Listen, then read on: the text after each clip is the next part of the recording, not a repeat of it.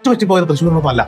തെറ്റുപറ്റിപ്പോയത് അദ്ദേഹത്തിനെ അറിയാതെ വിമർശിക്കുന്നവർക്കാണ്. അദ്ദേഹത്തിന്റെ രാഷ്ട്രീയത്തിനോട് നിങ്ങൾക്ക് എതിർപ്പുണ്ടാകാം. ഞാൻ ചോദിക്കട്ടെ, ഒരു രാഷ്ട്രീയ പാർട്ടിയിലും വരുന്നതിന് മുമ്പ് ഹർഷക ഓർമ്മ ഉണ്ടാവില്ല. ഈ ഒരു ഹർഷക ഓർമ്മ വെച്ചിട്ട് എന്റെ കുഞ്ഞുനാളില ഇവിടെ HIV ബാധിതരായ 2 കുഞ്ഞുങ്ങളെ ചേർത്ത് പിടിക്കുന്ന ഒരു ഫോട്ടോ ഉണ്ട് സുരേഷ് ഗോപിയുടെ. ഗൂഗിളിൽ സെർച്ച് ചെയ്താൽ കിട്ടും. എയ്ഡ്സ് ബാധിതരെന്ന് പറഞ്ഞാൽ അകറ്റി നിർത്തേണ്ടവരാണെന്നും മിണ്ടാൻ പോലും ആർക്കും പാടില്ല എന്ന് പറഞ്ഞിരുന്നൊരു സമയത്ത് മലയാളത്തിലെ സൂപ്പർ സ്റ്റാർ ആയിരിക്കുന്ന, സ്റ്റാർ വാല്യൂ ഇരിക്കുന്ന, രാഷ്ട്രീയക്കാരനല്ലാത്ത മനുഷ്യസ്നേഹിയായ സുരേഷ് ഗോപി ആ കുട്ടികളെ ചേർത്ത് പിടിച്ച് ചുംബിക്കുന്ന ചിത്രങ്ങൾ ഇന്നും താങ്കൾക്ക് ഗൂഗിൾ ചെയ്താൽ കിട്ടും.